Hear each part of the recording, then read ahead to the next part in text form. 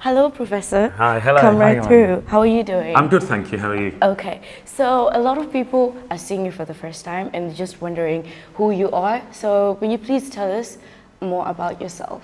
Yeah, so I'm Professor Chris Jackson. I work at an engineering company called Jacobs. Yes. I also am a visiting professor at Imperial College, and I'm a geologist. I'm a geoscientist, so I'm interested in the structure and evolution of the Earth. Oh, that's cool. That must be a lot of work. So may you please tell me how a normal work day looks like for you?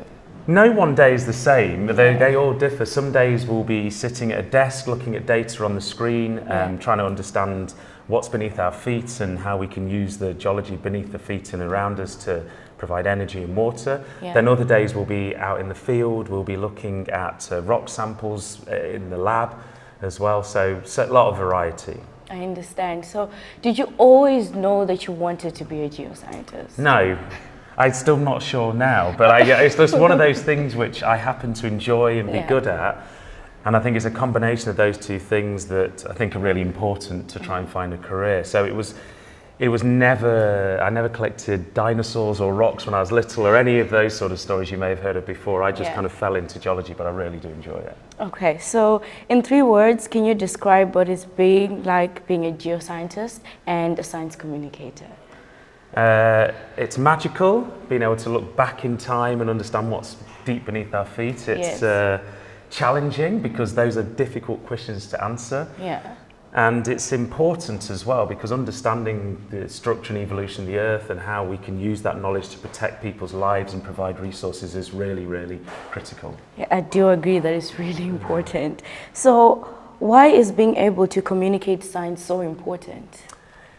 Because science is all around us. It affects people's lives daily. It influences where we go. It controls our health and well-being. Yet it's not something that a lot of people have an awareness of. So it's odd, isn't it, that it's very, very important. It's around us all the time. It influences what we do, but not many people know much about it. Therefore, it's important to try and improve the general public's understanding of science. Their science literacy is the term that's often used, so that they have a deeper understanding of the way these things are impacting their lives, and they can make informed choices about them as well. So that's why science communication is as important as the science. I understand. So do you have any tips for those who want to improve their science communication skills? It's just one of these things you just have to kind of dive in and get involved. I think there are some practical things you can learn about how to simplify something which is very complicated to make it understandable. I think there's some ways about making visuals which are understandable. So I think there are some very practical things, but apart from that, there's no one book you can read that says, you know, start here, you end here, you'll be able to communicate science. It's just continuous refinement of the process, but practice, I would say. Practice on your friends at the dinner table or your family at the dinner table. When you go to the cafe with your friends, talk to them about science. And through that, you will actually start to educate them about how important science is and how it's impacting them. Okay, so a total shift from geoscience and coming here to LIYSF. What has been your favorite part of being a part of LIYSF so far? It's just seeing the amount of countries and the people involved. I think it's really, and you know, science is a global endeavour. Everybody around the world is doing science. Science impacts people around the world.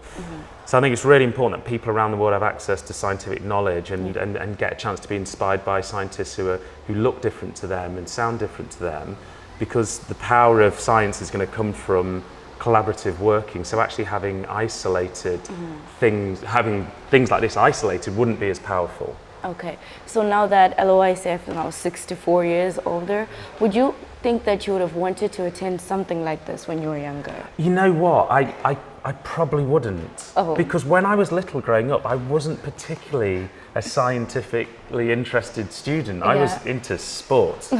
I just played football 3 times a week and athletics, and so this is just, I think this is an important message that you're not born a scientist.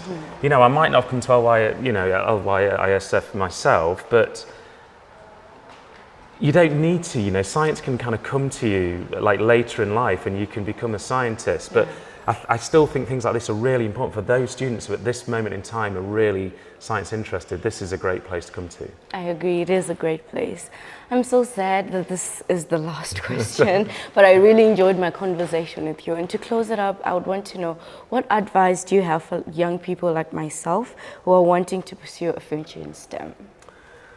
I think you just need to stay curious, keep your mind open, think about questions you'd like to answer. Yeah. And that was very much for me. It wasn't that I was interested in math, science, maths, physics, chemistry or biology or anything particularly. What I was interested in was landscapes and how they formed and how they evolved. And in there, there's a lot of STEM disciplines are in there. Yes. So I think find that inspiration first rather than thinking I need to be good at these subjects, which can be quite abstract if somebody doesn't give you or you don't find yourself a reason to understand them. Thank you very much. I've taken notes. Thank you so much for your time, Thank you, Yolanda. Professor.